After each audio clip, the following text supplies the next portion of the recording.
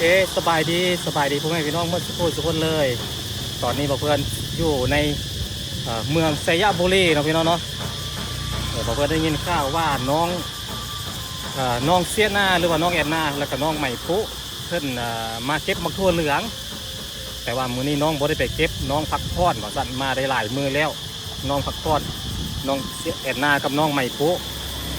แล้วมาอยู่ในเมืองพี่น้องนะพี่น้องเนาะแล้วเพื่อนเราหูข้าวเพื่อนแซดหาน้องบอกว่าอยู่อันบ้านล่องปอว่าสั่นกระเขตของเมืองไซยบุรีเมืองจักรจันทร์กระสีห้องอันวิ่งอยู่พี่น้องมันเป็นฤดูกาลของมันแหละบ่งบอกถึงยามเดือน4 เดือน 5สงกรานต์เนาะพี่น้องเนาะดอกคูณก็เริ่มบานดอกจานก็เริ่มจูมแล้วพี่น้องเลยพอดีมีผู้ใหญ่ใจดีเนาะพี่น้องเนาะจากทางฝั่งไทยพี่เปียกเพิ่นฝากเงินมาให้น้องจำนวนเงิน 1,500 บาทพี่น้องก็คือมาแลกเป็นเงินกีบกับซีโอที่ประมาณ975,000 กีบ น้องพี่น้องเนาะ975,000 กีบเด้อก็คิดเป็นเงินบาทก็สิประมาณ1,500 บาทเอามาให้น้องใหม่ปุ๊เพราะว่าน้องใหม่ปุ๊เพื่อนจะได้โทรศัพท์อายเพื่อนเห็นในคลิปก่อนหน้านั้นเพื่อนก็เลยอยากสมทบทุนน้องพี่น้องเนาะสมทบทุนอยากช่วยเหลือซื้อโทรศัพท์ให้น้องเอามาตื้มน้องก็ถือว่าเก่งนะพี่น้องนะแต่ผมว่าเงินน้องพอหรือยังแล้วก็น้องซื้อแล้วหรือยังถ้าเกิดว่าน้องซื้อแล้วก็เสียให้น้องคือเก้าถ้าเกิดว่าน้องพอแล้วก็เสียให้น้องคือเก้าเพราะว่ามันเป็นเงินของน้องพี่น้องเนาะไอ้เพิ่นฝากมาให้น้องใหม่ปุ๊น้องเพิ่นอยากได้โทรศัพท์ก็เป็นสิ่งจำเป็นที่ต้องมีพี่น้องในยุคสมัยนี้มันก็เจริญก้าวหน้าไปแล้วพี่น้องถ้าใส่ในทางที่ดีมันก็ดีไปถ้าใส่ในทางที่ผิดมันก็เสียหายหรือว่าพิษไปน้องพี่น้องเนาะโอเคนะพี่น้องน้องเสียหน้าหรือว่าน้องแอนนาเพื่อนส่งโลเคชั่นไม่บอกเพื่อนแล้วบอกว่าเงินน้องอยู่บ่อนใดเดี๋ยวเพื่อนจะตามไปตามมันตำแหน่งที่ตั้งที่น้องส่งมานั่นเลยพี่น้องเลยเดี๋ยวเพื่อนไปก่อนพี่น้องไปตามหาน้องก่อน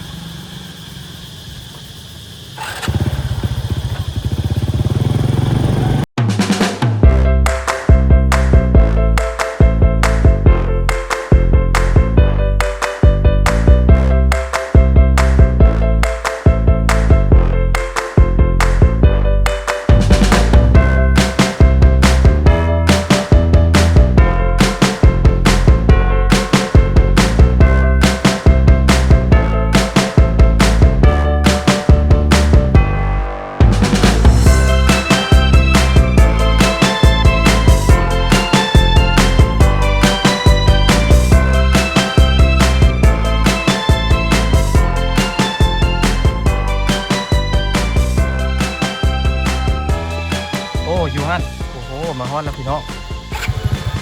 น้องเสียนาอยู่นี่เอง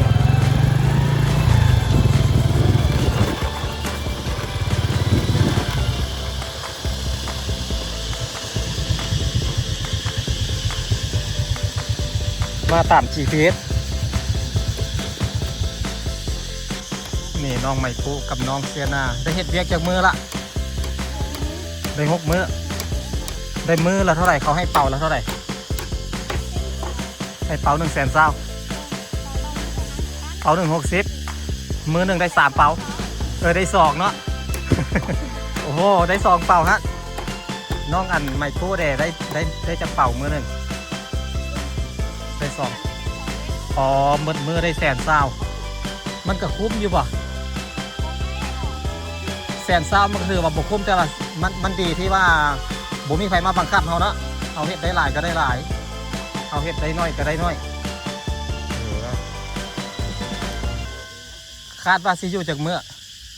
จนกว่าสิแล้ว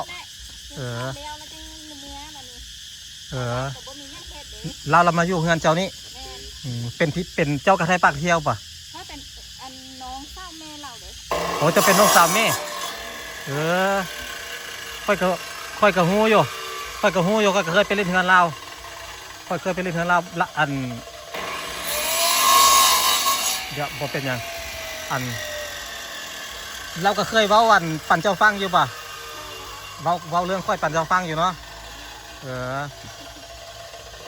กระต่ายอีตนเนาะตายอีตนเฮือนซ่านบ้านซ่องกับบ่ม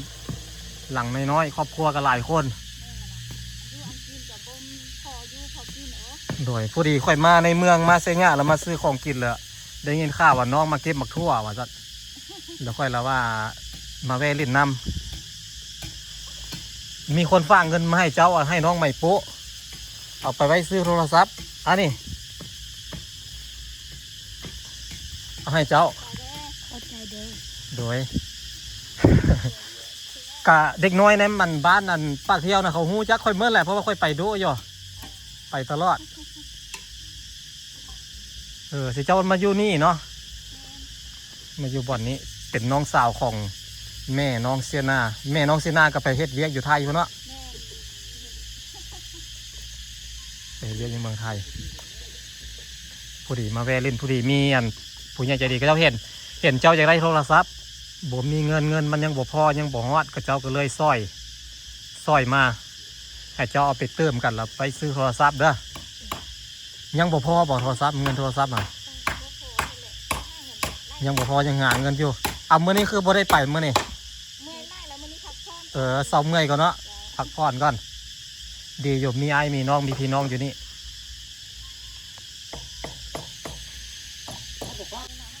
มาตาม GPS ที่จริงแล้วไอ้กายเลยไอ้กายไปฮอดอันโรงเรียนพุ่นน่ะฮอดตลาดพุ่นแล้วเจ้าส่งโลเคชั่นมาไอ้เห็นแล้วโอ้อยู่ข้างสนามบินเนี่ยก็เลยกลับคืนมา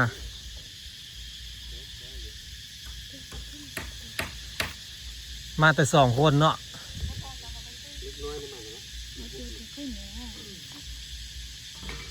ผู้บ่าวบ่ได้มาเล่นน้ำป่ะ บ้านนี้ผู้บ่าวมุ้งแห้งหลายบ้านล่องปอนี่มีแต่คนมุ้งนี่แหละคนมุ้งหลายเลยน้องในมันเสียวผัวแล้วเพราะน้องในเนี่ยเรากลับบ้านหรือยังโอ้ยังอยู่เฮือนแฟนยังอยู่เฮือนผู้บ่าวอยู่โอ้โหบ่รอดแล้วสินะ คือเสียวผัวละน้องในน้องคนที่บ่าวเพื่อนนั่นพุกเฮือนให้น้องเนาะเสี่ยวผัวอะไรพี่น้องเลยเอาตามวิถีชีวิต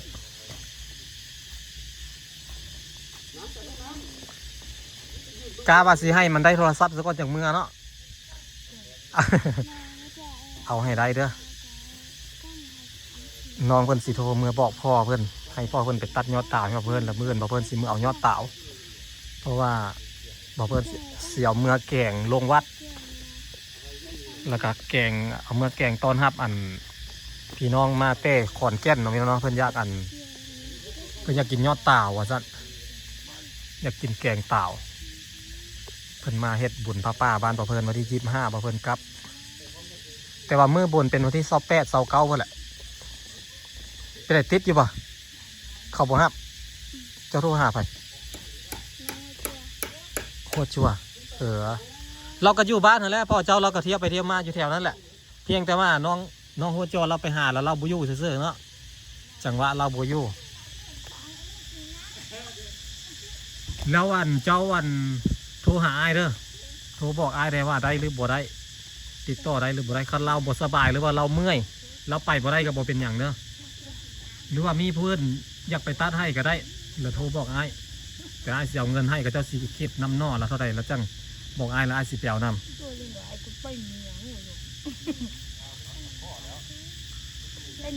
มื่นนี่ไปบ่มื่นไปเก็บมาทั่วเรื่องบ่โอเคคัดมื่นเจ้าไปละมื่นไอ้สิไปบ้านเจ้าละเปียวยอดเต่ามาเลยละไอ้สิแว่เด้อแว่เบิ่งสิเจ้าเก็บมาทั่ว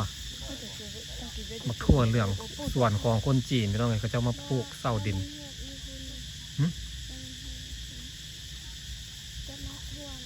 เก็บมาทั่วเอาอยู่ห้องหน้าที่พวกแม่งตีอยู่ใส่โอ้สิย้ายไปพุทธเขาเอารถมาหับไปป่ะอ๋อมีคนพาไปโอ้นำพรพุทธไอ้ก็ไปบุหัวและไก่พุทธมันเมืองเพียงคุณบ่ โอเคไอ้กลับกันเด้อแล้วจะมาเล่นทำไม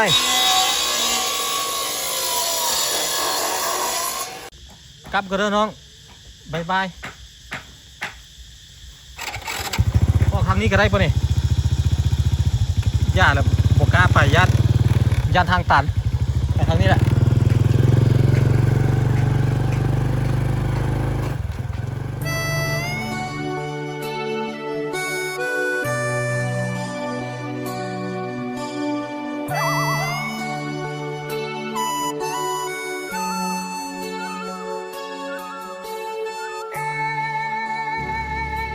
น้อยกำลังเลือกโรงเรียน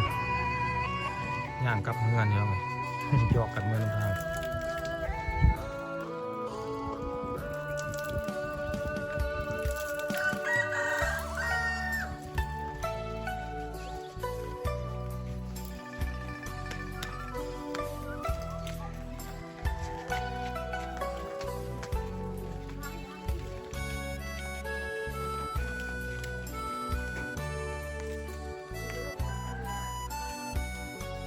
ก็พอดีมื้อบ่เพิ่นสิเดินทางลงเมืองแขวงคำม่วนนะพี่น้องก็คือบ้านบ่เพิ่นนั่นแหละบ้านเกิดเมืองนอนอยู่ทางพุทธแล้วพ่อน้องอันบ่เพิ่นเราอยากได้อันต่าวนี่เมื่อฝากแม่หรือว่าเอามื่อเฮ็ดอันแกงต่าวลงวัดลงว่าว่าซั่นแล้วก็บวกกับอันพ่อกล้องแม่เดือน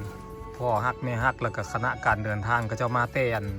ขอนแก่นมาพับป้าบ้านบ่เพิ่นมากฐินนั่นแหละบุญพับป้าหรือว่าบุญกฐินนั่นแหละพี่น้องเพิ่นมาแล้วเพิ่นอยากกินตาวว่าซั่นแต่ว่าซึ่งบ้านของเพิ่นบ่มีตาวมันหายากแล้วมีก็หายากก็เลยพ่อน้องเสนาก็เลยไปตัดมาให้ได้3หน่อพี่น้องเอ้ยเด้ทีแรกบ่เพิ่นคิดว่าสิบ่ได้แล้วได้เราบอกว่ามาเอาแม่ว่าซั่นบ่เพิ่นก็เลยมาตัดเอาตัวอ่อนมาเลยเพื่อนบ่ตัดเอาตัวอ่อนนี่มีแต่ล้ำผู้บ่เคยตัดบ่สร้างตัดนี่บ่ถึกบอดมันนี่ได้รับมันไปนำเนาะอ่อนน่ะลูกขิงเขียดนี่อ่อนหมดแล้วนี่ตัวนี้มันบ่มีเบาพอเลือกเอาเลือกไล่ยังมีก็ตัวโอ้เลือกเอาอันปลายยอดมันบ่มีใบปลายออกนิดนึงยังมีใบออกหน่อยนึงแล้วมันสิได้ตัวอ่อนแต่ถ้าไปแก้แล้วมันสิยอดบ่อ่อนเป็นว่าแล้วออกเมื่อละบ่แซ่บละนั่นบ่แซ่บแล้วเนาะโอ้เราเลือกเอาตัวดีดินี่แสดงว่าเรา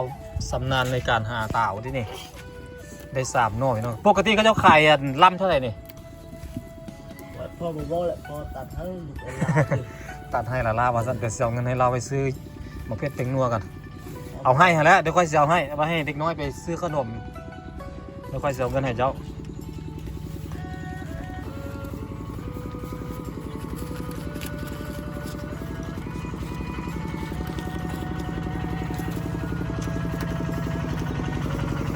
เอาให้100,000เด้อลูกเอาให้เราให้เจ้า100,000เอาไว้ไปซื้อข้าวต้มขนมแม่เด็กน้อยซื้ออยู่ซื้อกินขอบใจหลายๆที่เจ้าไปตัดมาให้พ่อบอกเลยว่าพ่อจะเอาเงินนะค่อยอยากให้บ่เป็นอย่างดอกเกรงใจเพื่ออะไรเกรงใจเจ้าเราไปบูป้าพาดงมาตัดมาให้โอเคปั่นอ้ายหน่อยเด้ออ้ายเจ้าน่ะไปใส่อ้ายเจ้าเอาให้พ่อแล้วก็ให้พ่อแบ่งให้พ่อสิเอาให้เท่าไหร่ก็ได้หัวจั่วแต่โอ้น้องหัวจั่วไปตักน้ำเมื่อวันนี้ตักน้ำขึ้นภูพ่อมาแล้วหัวจั่วมาบอกฮะลูกส่งกุลนี้บอกเด็กน้อยนี่หัวจั่วก็เจอให้พอไปหัวจั่วโอ้น่าโทรมาเฮ้ยเต็มก่อนละแต่บ่จบพอบ่เจอเจ้าอยู่ไทยนี่บ่ฮู้ว่าเขาเจ้าขายหน่อแล้วเท่าไหร่เนาะพี่น้องเนาะบ่เพิ่นกับบ่ฮู้ได้บ่เคยซื้อตาวบ่เฮาตัดลูกที่จริงแล้วผิดกฎหมายเด้เนาะเขาบ่ให้ตัดเพราะว่าเขาเอาไว้เอามากมันขายแสดงว่าลักตัดเด้นี่แล้วค่อยเอาเมื่อนี่ค่อยก็ต้องได้ใส่เป่าอย่างดีแล้วนี่มันเริ่มสิคุ้มครองต้นต่าวแล้วพี่น้องเพราะว่าต้นต่าวมันกว่ามันสิใหญ่สับนี้ได้มันใช้เวลาหลายปีเด้เนาะยืมบัตรพ่อก่อน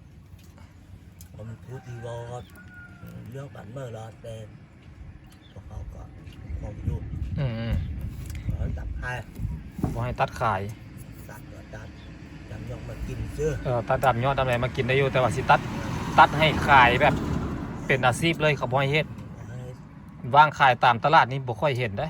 บ่ค่อยมีแต่ว่าเขาจะตัดมากินดำหน่อดำใดซื่อๆโอเคเนาะเดี๋ยวค่อยสิเมื่อก่อนเพราะว่าค่อยบ่ได้แว่ไผดอกเพราะว่ามันสิค่ำแต่นี่ก็ค่ำแล้วเดี๋ยวนี้